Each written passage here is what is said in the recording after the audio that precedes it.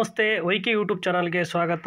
ಇಂದಿನ ಈ ವಿಡಿಯೋದಲ್ಲಿ ನಾವು ಸ್ಯಾಲ್ರಿ ಬಗ್ಗೆ ಹೇಳಬೇಕಾದಂಥ ಸಂದರ್ಭದಲ್ಲಿ ನಿಮಗೆ EGIS ಅಂತ ಹೇಳಿದ್ವಿ, ಎಂಪ್ಲಾಯ್ಡ್ ಗ್ರೂಪ್ ಇನ್ಶೂರೆನ್ಸ್ ಸ್ಕೀಮ್ ಅಂತೇಳಿ.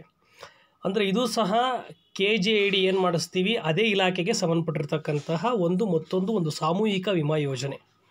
ಎಂಪ್ಲಾಯ್ಡ್ ಏನು ಎಂಪ್ಲಾಯ್ ಇರ್ತಾನೆ, ಎಂಪ್ಲಾಯ್ ಅಥವಾ ನೌಕರ ಇರ್ತಾನೆ, ನೌಕರರ ಸಾಮೂಹಿಕ ವಿಮಾ ಯೋಜನೆ ಅಂತೇಳಿ ಇದನ್ನು ನಾವು ಹೇಳ್ತೀವಿ.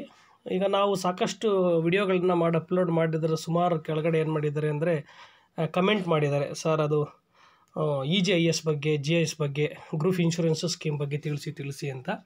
ಇದು ಕರ್ನಾಟಕ ಸರ್ಕಾರದ ಒಂದು ಇನ್ಶೂರೆನ್ಸ್ ಪಾಲಿಸಿ ಯೋಜನೆ ಆಗಿರ್ತಕ್ಕಂಥದ್ದು. KJID ಅಂತೇನು ಕರಿತೀವಿ ನಾವು, ಕಡ್ಡಾಯ ಜೀವ ವಿಮೆ, ಕರ್ನಾಟಕ ಸರ್ಕಾರದ ಕಡ್ಡಾಯ ಜೀವ ವಿಮಾ ಯೋಜನೆ ಅಂತೇನು ಕರಿತೀವಿ, ಅದರಡಿಯಲ್ಲಿ ಬರ್ತಕ್ಕಂತಹ ಒಂದು ಇನ್ಶೂರೆನ್ಸ್ ಸ್ಕೀಮೇ ಅದೇ ಇಲಾಖೆ ನಡೆಯಲ್ಲಿ ಬರ್ತಕ್ಕಂಥದ್ದು. ಇದನ್ನು 1982ರಿಂದ ಪ್ರಾರಂಭ ಮಾಡ್ತಾರೆ. ಕರ್ನಾಟಕ ರಾಜ್ಯ ನೌಕರರ ಸಾಮೂಹಿಕ ವಿಮಾ ಯೋಜನೆ ಇದು ಪ್ರಾರಂಭದಿಂದಲೂ ಇಲ್ಲ, 1982ಇಂದ ಜಾರಿಗೆ ಬಂದಿರತಕ್ಕಂಥದ್ದು. ಈ ಯೋಜನೆ ಸಂಪೂರ್ಣವಾಗಿ ಸ್ವಯಂ ವಂತಿಕೆ ಮತ್ತು ಸ್ವಯಂ ಹಣಕಾಸಿನ ವ್ಯವಸ್ಥೆಯನ್ನು ಹೊಂದಿದೆ. ವಂತಿಕೆಯು ಶಾಸನಬದ್ಧವಾಗಿರುವುದರಿಂದ ನಿಯಮಿತ ವೇತನ ಬಿಲ್ಗಳಲ್ಲಿ ವಂತಿಕೆ ಹಣ ಕಡಿತಗೊಳಿಸಲಾಗುತ್ತದೆ. ನಾವೇನು ಸ್ಯಾಲ್ರಿ ಆಗ್ತದೆ ಆ ಟೈಮ್ನಲ್ಲಿ ಅದನ್ನು ಏನು ಮಾಡ್ತಾರೆ, ಡಿಡಕ್ಷನ್ಸ್ ಮಾಡಿಸ್ತಾ ಹೋಗ್ತಾರೆ ಎವ್ರಿ ಮಂತ್. ಈ ಯೋಜನೆ ಸಂಪೂರ್ಣವಾಗಿ ರಾಜ್ಯ ಸರ್ಕಾರಿ ನೌಕರರಿಗೆ ಮಾತ್ರ ಅನ್ವಯವಾಗುತ್ತದೆ. ನಿಗಮಕ್ಕಾಗಲಿ ಮಂಡಳಿಗಾಗಲಿ ಕಾರ್ಪೊರೇಷನ್ಸ್ ಸಂಪುಟದಾಗಲಿ, ನೆಕ್ಸ್ಟ್ ಕಾರ್ಪೊರೇಷನ್ನು, ಪುರಸಭೆ ನೌಕರರು, ಅನುದಾನಿತ ಶೈಕ್ಷಣಿಕ ಸಂಸ್ಥೆಗಳ ನೌಕರರನ್ನು ಹೊರತುಪಡಿಸಿ ಅಂತ ಹೇಳಿದೆ. ಏನು ಏಡೆಡ್ ಸ್ಕೂಲ್ಸ್ ಇದ್ದಾವೆ ಅಥವಾ ಏಡೆಡ್ ಕಾಲೇಜಸ್ ಏನಿದ್ದಾವೆ ಆ ನೌಕರರು ಇದಕ್ಕೆ ಒಳಪಡೋದಿಲ್ಲ, KJIDಗೂ ಒಳಪಡೋದಿಲ್ಲ, EGISಗೂ ಒಳಪಡೋದಿಲ್ಲ. ಮತ್ತು ಪುರಸಭೆ ನೌಕರರು ಅಂತ ಕರೆದಿದ್ದಾರೆ. ಅಂದರೆ ಪುರಸಭೆ ನೌಕರರು ಅಂದರೆ ಈಗ ಡೈರೆಕ್ಟ್ ಗೌರ್ಮೆಂಟಿಂದ ರಿಕ್ರೂಟ್ ಆಗಿ ಪುರಸಭೆಯಲ್ಲಿ SDN FDN ಆಗಿ ನೌಕರರಾಗಿ ಕೆಲಸ ಮಾಡ್ತಿರ್ತಾರಲ್ಲ ಅವ್ರಿಗೆ ಬರ್ತದೆ. ಪುರಸಭೆಯಲ್ಲಿ ಕೆಲವರು ಪುರಸಭೆನವರೇ ತಗೊಂತಾರೆ ಡೈರೆಕ್ಟಾಗಿ, ಈಗ ಅಂಥವ್ರಿಗೆ ಅದು ಅನ್ವಯ ಆಗೋದಿಲ್ಲ. ಮತ್ತು ಕಾರ್ಪೊರೇಷನ್ಸ್ಗಳು ಗೊತ್ತಿರ್ಬೋದು, ಸುಮಾರು ಕಾರ್ಪೊರೇಷನ್ಸ್ಗಳಿದ್ದಾವೆ, ಸುಮಾರು ನಿಗಮಗಳಿದ್ದಾವೆ, ಮಂಡಳಿಗಳಿದ್ದಾವೆ. ಈಗ KSRTC ಇರ್ಬೋದು, BMTC ಆಗಿರ್ಬೋದು, ಮತ್ತು KPTCL ಇರ್ಬೋದು, ಈ ಥರದವೆಲ್ಲ ಇದಾವಲ್ಲ, ಇವಕ್ಕೆಲ್ಲ ಅನ್ವಯ ಆಗಲ್ಲ ಅಂತೇಳಿ ಇದರ ಅರ್ಥ.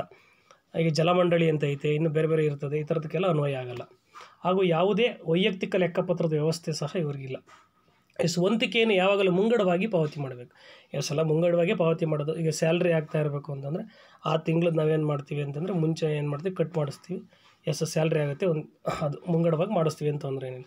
ಈ ಯೋಜನೆಯಲ್ಲಿ 2 ಬಗೆಯ ನಿಧಿಗಳಿದ್ದು, ಅವುಗಳು ಒಂದು ವಿಮಾ ನಿಧಿ, ಇನ್ನೊಂದು ಉಳಿತಾಯ ನಿಧಿ. ಒಂದು ವಿಮಾ ನಿಧಿ ಇದೆ, ಇನ್ನೊಂದು ಉಳಿತಾಯ ನಿಧಿ. ಈ ಯೋಜನೆಯ ವಂತಿಕೆ ₹120 ಅಂತ ಅಂದ್ಕೊಂಡ್ರೆ ಅದರಲ್ಲಿ 1/4 ಭಾಗ ಇನ್ಶೂರೆನ್ಸ್ಗೆ ಅಂತ ಹೇಳ್ಬಿಟ್ಟು ಏನು ಮಾಡ್ತಾರೆ, ಅಮೌಂಟ್ನ ಎತ್ತಿಡ್ತಾರೆ.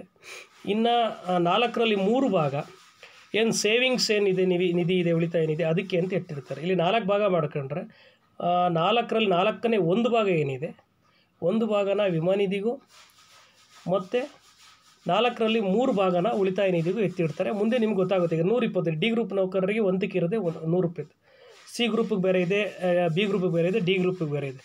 ಅದರಲ್ಲಿ ನೀವೇನು ಮಾಡಬೇಕು, 1/4 ಭಾಗ ಒಂದಕ್ಕೆ ಎತ್ತಿಡ್ತಾರೆ, 3/4 ಭಾಗ ಇನ್ನೊಂದಕ್ಕೆ ಎತ್ತಿಡ್ತಾರೆ ಅಂತಕ್ಕಂಥದ್ದನ್ನು ನೀವು ಇಲ್ಲೆಲ್ಲ ಪ್ರತಿಯೊಬ್ಬರು ಅರ್ಥ ಮಾಡ್ಕೊಳ್ಬೇಕು. ಸದಸ್ಯರು ಸರ್ಕಾರಿ ಸೇವೆಯಿಂದ ನಿವೃತ್ತರಾದರೆ ಉಳಿತಾಯ ನಿಧಿಯಲ್ಲಿ ಬಾಕಿ ಇರುವ ಮೊತ್ತ ಮಾತ್ರ ಬಡ್ಡಿಯೊಂದಿಗೆ ಸರ್ಕಾರವು ಪ್ರಕಟಿಸುವ ಕೋಷ್ಟಕದ ಆಧಾರದ ಮೇಲೆ ಪಾವತಿಸಲಾಗುತ್ತದೆ. ನೋಡಿ, ಇದು ಒಂದು ಇನ್ಶೂರೆನ್ಸ್ ಸ್ಕೀಮ್ ಆಗಿರೋದ್ರಿಂದಾಗಿ, ಮತ್ತು ಅದರಲ್ಲಿ ಏನು ಇನ್ಶೂರೆನ್ಸ್ ನಿಧಿನೂ ಇದೆ ಮತ್ತು ಸೇವಿಂಗ್ಸ್ ನಿಧಿ 2 ರೀತಿಯಲ್ಲಿದೆ. ಈ ಸದಸ್ಯರಾಗಿರ್ತಕ್ಕಂಥ ಸರ್ಕಾರಿ ನೌಕರಿಂದ ನಿವೃತ್ತಿ ಆದಾಗ ಏನು ನಿಮಗೆ ಉಳಿತಾಯ ನಿಧಿ ಅಂತೇಳಿ ಏನು ಅಮೌಂಟ್ ಸಂಗ್ರಹಿಸಿರ್ತಾರೆ ಅದಕ್ಕೆ ಬಡ್ಡಿ ಸೇರಿಸಿ ಅದರ ಆಧಾರದ ಮೇಲೆ ಅದರ ಅಮೌಂಟ್ ಕೊಡ್ತಾರೆ. ಒಂದು 30 ವರ್ಷ ಸರ್ವಿಸ್ ಸಿಕ್ತು ಅಂತಂತಂದರೆ ಈಗ C ಗ್ರೂಪ್ ನೌಕರರಿಗೆ ಅವ್ರಿಗೊಂದು 240 ಏನೋ ಡಿಡಕ್ಷನ್ಸ್ ಆಗುತ್ತೆ. ಮುಂದೆ ಅದ್ರ ಬಗ್ಗೆ ತಿಳಿಸ್ಕೊಡ್ತೀವಿ. ಆ 240 ಏನೋ ಪ್ರತಿ ಮಂತ್ ಇಳಿದಾಗ ಹೆಚ್ಚು ಕಡಿಮೆ ವರ್ಷಕ್ಕೆ ನಿಯರ್ ₹3,000 ಆಗುತ್ತೆ. 2800ರಿಂದ 2900 3,000 ಆಗುತ್ತೆ. ಹಂಗೆ ಲೆಕ್ಕ ಹಾಕೊಂಡ್ರೆ 30 ವರ್ಷ ಸರ್ವಿಸ್ ಸಿಕ್ಕಿದ್ರೆ ಒಂದು ₹90,000 ಅಮೌಂಟ್ ಏನಾಗುತ್ತೆ ಅಂದರೆ ಸೇವ್ ಆಗಿರ್ತದೆ. ಅದಕ್ಕೊಂದಷ್ಟು ಇಂಟ್ರೆಸ್ಟ್ ಬರುತ್ತೆ, ಎಲ್ಲ ಸೇರಿಸಿ ಕೊಡ್ತಾರೆ. ಬಟ್ ಬೆನಿಫಿಟ್ ಯಾವಾಗ ಇದು ಅಂತಂದರೆ, ಸರ್ಕಾರಿ ನೌಕರ ಏನಾದರೂ ನಿವೃತ್ತಿಗಿಂತ ಮುಂಚೆನೇ ಮರಣ ಹೊಂದಿದ ಸಂದರ್ಭದಲ್ಲಿ ಈಗಿರುವಂತಹ ರೂಲ್ಸ್ ಪ್ರಕಾರ C ಗ್ರೂಪ್ ನೌಕರ 240 ಕಟ್ ಮಾಡ್ತಾರೆ ಅಂದರೆ 2,40,40,000 ಅಮೌಂಟ್ ಅವ್ರ ಫ್ಯಾಮಿಲಿಗೆ ಹೋಗುತ್ತೆ ಅಂತ ಹೇಳ್ತಾರೆ. ಮತ್ತು ಡಿ ಗ್ರೂಪ್ ನೌಕರರಾದರೆ 1,20,000 ಅವ್ರಿಗೆ ಹೋಗುತ್ತೆ. ಯಾವಾಗ ನಿವೃತ್ತಿ ಆಗೋದಕ್ಕಿಂತ ಮುಂಚೆನೇ ಮರಣ ಒಂದು ಸಂದರ್ಭದಲ್ಲಿ ಇದು ಇನ್ಶೂರೆನ್ಸ್ ಪಾಲಿಸಿ ಆಗಿರೋದ್ರಿಂದಾಗಿ ಬೆನಿಫಿಟ್ ಆಗುತ್ತೆ. ಆದರೆ ನಿವೃತ್ತಿ ಆದ ನಂತರ ಇನ್ಶೂರೆನ್ಸ್ ಏನಿದೆ ಆ ಅಮೌಂಟ್ ಯಾವುದೂ ಬರೋದಿಲ್ಲ. ಓನ್ಲಿ ಉಳಿತಾಯ ಖಾತೆಯಲ್ಲಿ ಏನು ಸೇವ್ ಆಗಿದೆ ಮತ್ತು ಅದಕ್ಕೇನು ಬಡ್ಡಿ ಇದೆ ಅಷ್ಟನ್ನು ಮಾತ್ರ ಹಾಕ್ಕೊಡ್ತಾರೆ. ಇದು ಭಾಳ important. EGIS employed group insurance ಸ್ಕೀಮಲ್ಲಿ ಇರ್ತಕ್ಕಂತಹದ್ದು ಒಂದು ಇಂಪಾರ್ಟೆಂಟ್. ನೆಕ್ಸ್ಟ್, ಯಾರು ಜನವರಿ ತಿಂಗಳಲ್ಲಿ ಅಪಾಯಿಂಟ್ ಆಗ್ತಾರೆ ಅವರು ಈ ಉಳಿತಾಯ ನಿಧಿ ಮತ್ತು ನೆಕ್ಸ್ಟು ವಿಮಾ ನಿಧಿ ಎರಡೂ ಸೇರ್ಸ್ ಅಮೌಂಟ್ ಕಟ್ಟಿಬಿಡ್ತಾರೆ. 200 ಈಗ ಯಾವುದು ಮುಂದೆ ಹೇಳ್ತೀವಿ, ಅದು ಮುಂದೆ ಹೇಳಿದಾಗ 4 ಗ್ರೂಪ್ ಬರ್ತದೆ ಯಾವ್ಯಾವ ಅಂತ. ಈಗ ನೋಡಿ ಇಲ್ಲೇ ಇದೆ ಅದು ಮಾಹಿತಿ. ಡಿ ಗ್ರೂಪರು ಪ್ರತಿ ತಿಂಗಳು 120 ರೂಪಾಯಿ ಕಟ್ಟಿಸ್ಬೇಕು. ಸಿ ಗ್ರೂಪರು 240 ರೂಪಾಯಿ ಕಟ್ಟಿಸ್ಬೇಕು, ಕಟ್ ಮಾಡಿಸ್ತಾರೆ 240 ರೂಪಾಯಿ ಸಿ ಗ್ರೂಪರು. ಬಿ ಗ್ರೂಪರು 360 ರೂಪಾಯಿ. ಎ ಗ್ರೂಪರು 480 ರೂಪಾಯಿ. ಅದರ ಡಬ್ಬಲ್ 12, 24, 24, 12, 3, 32, 4, 48 ನೋಡಿ. ಈಗ ಹಂಗೆ ಡಬಲ್ ಆಗ್ತಾ ಇರ್ತೈತೆ ಇದು. ಡಿ ಗ್ರೂಪರು 120 ರೂಪಾಯಿ ಸ್ಟಾರ್ಟ್ ಮಾಡಿದ್ರೆ, ಸಿ ಗ್ರೂಪರ್ 240, ಬಿ ಗ್ರೂಪರ್ 360, ಎ ಗ್ರೂಪರ್ 480 ರೂಪಾಯಿ ಏನು ಮಾಡ್ತಾರೆ ಪ್ರತಿ ತಿಂಗಳು ಕಟ್ ಮಾಡಿಸ್ತಾ ಇರ್ತಾರೆ. ಅದ್ರ ಪ್ರಕಾರ ನೀವು ಲೆಕ್ಕ ಹಾಕೊಳ್ಳಿ. ಅಕಸ್ಮಾತ್ ಏನಾದರೂ ನಿವೃತ್ತಿ ಆದಾಗ ಏನು ಅಮೌಂಟ್ ಬರ್ಬೋದು ಅಂತ ಒಂದು ಮೈಂಡ್ ಸೆಟ್ ಗೊತ್ತಾಗುತ್ತೆ ನಮ್ಗೆ ಕಟ್ ಮಾಡಿಸೋದು ಆಧಾರದ ಮೇಲೆ. ಇದು ಚೇಂಜ್ ಆಗ್ತಾ ಇರ್ತದೆ. ಒಂದು 15 20 ವರ್ಷಕ್ಕೆ 10 ವರ್ಷಕ್ಕೆ ಇದೇನು ಮಾಡ್ತಾರೆ ಅಂದರೆ ಈ ನಿಧಿನ ಬದಲಾಯಿಸ್ತಾ ಇರ್ತಾರೆ, ಚೇಂಜ್ ಮಾಡಿಸ್ತಾ ಇರ್ತಾರೆ. ನೋಡಿ ಮುಂಚೆ ಎಷ್ಟಿತ್ತು ಅಂದರೆ ಇದು ಈಗ ಸಿ ಗ್ರೂಪ್ನವ್ರಿಗೆ 240 ಇರಲಿಲ್ಲ, 120 ಇತ್ತು. 2019ರವರೆಗೆ 120 ಇತ್ತು, ಈಗ 240 ಮಾಡಿದ್ದಾರೆ. ಆ ಥರ ಮತ್ತೊಂದು 10-20 ವರ್ಷಕ್ಕೆ ಚೇಂಜ್ ಆಗ್ಬೋದು. ಆವಾಗ ಅಮೌಂಟ್ ಏನಾಗ್ತಾ ಇರ್ತದೆ ಅಂದರೆ ಜಾಸ್ತಿ ಸಂಗ್ರಹ ಆಗ್ತಾ ಹೋಗ್ತಾ ಇರ್ತದೆ. ನೋಡಿ ಈಗ ವಾಪಸ್ ಬರೋಣ. ಜನವರಿ ಮಾಹೆಯನ್ನು ಹೊರತುಪಡಿಸಿ ಬೇರೆ ಯಾವುದೇ ದಿನಾಂಕದಂದು ನೇಮಕಗೊಳ್ಳುವ ವ್ಯಕ್ತಿ ವಿಮಾ ನಿಧಿಗೆ ಮಾತ್ರ ಅಂದರೆ 4ರಲ್ಲಿ 1 ಭಾಗ ಮಾತ್ರ ವಂತಿಕೆದಾರರಾಗ್ತಾರೆ. ಮುಂದಿನ ವರ್ಷದಿಂದ ಅವ್ರು ಏನು ಮಾಡ್ತಾರೆ, ಜನವರಿ 1ರಿಂದ ನಿಯಮಿತವಾಗಿ ಸದಸ್ಯರಾಗ್ತಾರೆ. ಎಕ್ಸಾಂಪಲ್ಲು ಸಿ ಗ್ರೂಪ್ ಹುದ್ದೆಯಲ್ಲಿ ಅಪಾಯಿಂಟ್ ಆಗಿದ್ದಾರೆ, ಅವ್ರು 240 EJS ಇಡಿಸಬೇಕು. ಯಾವಾಗ ಫಸ್ಟ್ ಅಪಾಯಿಂಟ್ ಆದಾಗ ಜನವರಿ ತಿಂಗಳಲ್ಲೇ ಅಪಾಯಿಂಟ್ ಆಗಿದ್ದರೆ ಮಾತ್ರ 240 ಹಿಡಿತಾರೆ. ಇಲ್ಲ ಅಂತಂತಂದರೆ ಜಸ್ಟ್ 240 4 ಭಾಗ ಮಾಡಬೇಕಾಗುತ್ತೆ. 60 60 60 60 4 ಭಾಗ 60 ರೂಪಾಯಿ ಮಾತ್ರ ಏನು ವಿಮಾ ನಿಧಿಗೆ ಹಿಡಿತಾರೆ. ಉಳಿದಿದ್ದನ್ನು ಯಾವುದೂ ಕಟ್ ಮಾಡಲ್ಲ. ಯಾವಾಗ ಜನವರಿ ತಿಂಗಳು ಹೊರತುಪಡಿಸಿ ಉಳಿದಿರೋ ಟೈಮ್ನಲ್ಲಿ ಅಪಾಯಿಂಟ್ ಆದರೆ, ಫೆಬ್ರವರಿಯಿಂದ ಡಿಸೆಂಬರಲ್ಲಿ ಯಾವಾಗ ಅಪಾಯಿಂಟ್ ಆಗಲಿ, ಪ್ರಾರಂಭದ ವರ್ಷದಲ್ಲಿ ಹೇಳ್ತಾ ಇರೋದು. ತದನಂತರ ಜನವರಿ 1ರಿಂದ ಕರೆಕ್ಟಾಗಿ ಏನು ಮಾಡ್ತಾರೆ 240 ರೂಪಾಯಿ ಏನು ಮಾಡ್ತಾರೆ ಪ್ರತಿ ತಿಂಗಳು ಹಿಡಿಸೋಕ್ಕೆ ಸ್ಟಾರ್ಟ್ ಮಾಡ್ತಾರೆ. ಹಿಡಿತಾರೆ. ಇದು ಕಡ್ಡಾಯವಾಗಿ ಹಿಡಿತಾರೆ. ಎಸ್. ನೆಕ್ಸ್ಟ್, ಈ ಯೋಜನೆಗೆ ಸಾಲ ಮತ್ತು ಮುಂಗಡೆಗಳಿಗೆ ಯಾವುದೇ ಅವಕಾಶ. ನೋಡಿ KGIDನಲ್ಲಿ ಸಾಲಕ್ಕೆ ಅವಕಾಶ ಇದೆ, ಆದರೆ ಮುಂಗಡಕ್ಕೆ ಅವಕಾಶ ಇಲ್ಲ.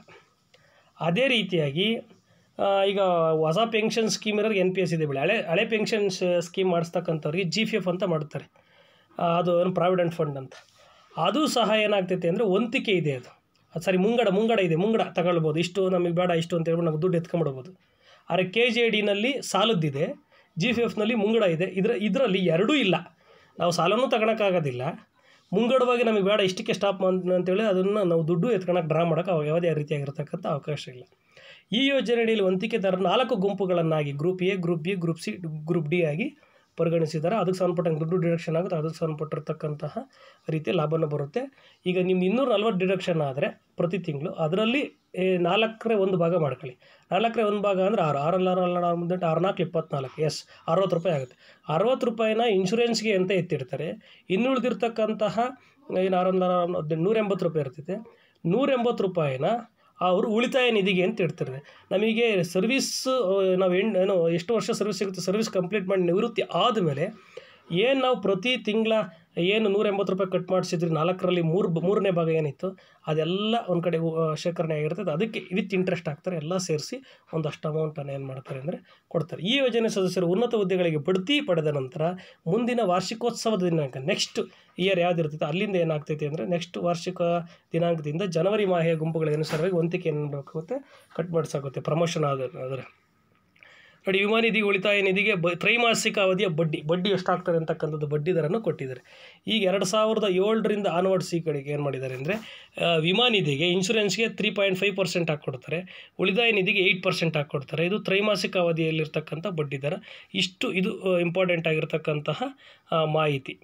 ಇದೊಂದು ಇನ್ಶೂರೆನ್ಸ್ ಸ್ಕೀಮು. ಸರ್ವೀಸ್ ಮುಗಿಯೋದ್ರೊಳಗಡೆ ಡೆತ್ ಆದ ಸಂದರ್ಭದಲ್ಲಿ ಅದೇನಿದೆ ಈಗ 240 ಅಂದರೆ 2,40,000, 120 ಅಂದರೆ 1,20,000, 3,60,000, 4,80,000 ಈ ಥರದ ಅಮೌಂಟ್ ಬರುತ್ತೆ ಡೆತ್ ಆದರೆ. ಡೆತ್ ಆಗದಂಗೆ ನಾವು ಸರ್ವಿಸ್ ಕಂಪ್ಲೀಟ್ ಮಾಡಿ ನೆಕ್ಸ್ಟ್ ನಾವು ನಿವೃತ್ತಿ ಆಗ್ತೀವಿ ಅಂತಂದರೆ ಅದ್ರದ್ದು ಉಳಿತಾಯ ನಿಧಿಯಲ್ಲಿ ಏನು ಅಂದರೆ 4ನೇ 3 ಭಾಗ ಏನಿರ್ತದೆ ಅದಕ್ಕೆ ಇಂಟ್ರೆಸ್ಟು ಮತ್ತು ಆ ಅಮೌಂಟ್ ಇಂಟ್ರೆಸ್ಟ್ ಎರಡು ಸೇರಿಸಿ ಕೊಡ್ತಾರೆ. ಇದು ಎಂಪ್ಲಾಯ್ಡ್ ಗ್ರೂಪ್ ಇನ್ಶೂರೆನ್ಸ್ ಸ್ಕೀಮು ಇರ್ತಕ್ಕಂಥದ್ದು. ಇದು ನಿಗಮ ಮಂಡಳಿಗಾಗಲಿ, ಕಾರ್ಪೊರೇಷನ್ಸ್ಗಾಗಲಿ, ಮತ್ತು ನೆಕ್ಸ್ಟ್ ಪುರಸಭೆ ಕೆಲವು ನೌಕರರಿಗಾಗಲಿ, ನಂತರ ಏಡೆಡ್ ಶಾಲೆ ಕಾಲೇಜುಗಳಲ್ಲಿ ನೇಮಕ ಆಗ್ತಕ್ಕಂಥ ಸಿಬ್ಬಂದಿಗೆ ಇದು ಅವಕಾಶ. ಇದು ಪ್ಯೂರ್ಲಿ ಗೌರ್ಮೆಂಟ್ ನೌಕರರಾಗಿ ಆಯ್ಕೆಯಾಗಿರ್ತಾರಲ್ಲ ಅವರಿಗೆ ಇರತಕ್ಕಂಥ ಅವಕಾಶ. ಈ ಥರದ ಬೆನಿಫಿಟ್ಟು ನೀವು ಮಾಡಿಸ್ಲೇಬೇಕಾಗುತ್ತೆ. ನೀವು ಪ್ರಾರಂಭದಲ್ಲಿ ಅವರೇ ಇನ್ಸ್ಟ್ರಕ್ಷನ್ ಕೊಡ್ತಾರೆ, ಯಾರು ನೌಕರಿಗೆ ಸೇರ್ತಾ ಇದ್ದೀರಾ ಅವರ ಪ್ರಾರಂಭದಲ್ಲಿ ನೀವು KJID ಮಾಡಿಸೋದ್ರ ಜೊತೆಯಲ್ಲಿ EJS ಎಂಪ್ಲಾಯ್ಡ್ ಗ್ರೂಪ್ ಇನ್ಶೂರೆನ್ಸನ್ನು ಕಡ್ಡಾಯವಾಗಿ ಮಾಡಿಸ್ಲೇಬೇಕು. ಅದ್ರದ್ದು ಡಿಡಕ್ಷನ್ಸು ನಿಮ್ಗೆ ಸ್ಯಾಲ್ರಿ ಬರೋಕ್ಕೆ ಸ್ಟಾರ್ಟ್ ಮಾಡೋ ತಿಂಗಳಿಂದ ಡಿಡಕ್ಷನ್ ನಿಮಗೆ ಸ್ಟಾರ್ಟ್ ಆಗ್ತದೆ. ಎರಡು ಒಳ್ಳೆ ಬೆನಿಫಿಟ್ ಇರ್ತಕ್ಕಂಥ ವಿಡಿಯೋಗಳು. KJIDಗೆ ಸಂಬಂಧಪಟ್ಟಂತೆ ನಾವು ಸಾಕಷ್ಟು 4 ರಿಂದ 5 ವಿಡಿಯೋ ಹಾಕಿದ್ದೀವಿ. ಪ್ರಸ್ತಾವನೆ ಅರ್ಜಿ ಇರ್ಬೋದು, ವೈದ್ಯಕೀಯ ವರದಿ ಇರ್ಬೋದು, ಸಾಲದ ಅರ್ಜಿ ಇರ್ಬೋದು, ಮತ್ತು KJIDಯಿಂದ ಏನೇನು ಬೆನಿಫಿಟ್ ಆಗ್ತೈತೆ ಅಂತಕ್ಕಂಥ ಎಲ್ಲ PDF ಮಾಹಿತಿನೂ ಸಹ ನಾವು ನಮ್ಮ WHYK ಯದುಕುಮಾರ್ ಯೂಟ್ಯೂಬ್ ಚಾನಲಲ್ಲಿ ನಾವು ಅಪ್ಲೋಡ್ ಮಾಡಿದ್ದೀವಿ. ದಯಮಾಡಿ ವೀಕ್ಷಣೆ ಮಾಡಿ. ಈ ವಿಡಿಯೋ ನಿಮಗೆ ಇಷ್ಟ ಆದರೆ ಲೈಕ್ ಮಾಡಿ, ಶೇರ್ ಮಾಡಿ ಹಾಗೂ ಕಮೆಂಟ್ ಮಾಡಿ. ಇದನ್ನು ಭಾಳ ಜನ ಸ್ನೇಹಿತರಿಗೆ ಶೇರ್ ಮಾಡಿ. ಹೊಸದಾಗಿ ಅಪಾಯಿಂಟ್ ಆಗ್ತಕ್ಕಂಥವ್ರಿಗೆ ತುಂಬ ಹೆಲ್ಪ್ ಆಗ್ತಕ್ಕಂಥದ್ದು ಒಂದು ಯೋಜನೆಯಾಗಿದೆ. ಒಳ್ಳೆಯದಾಗಲಿ.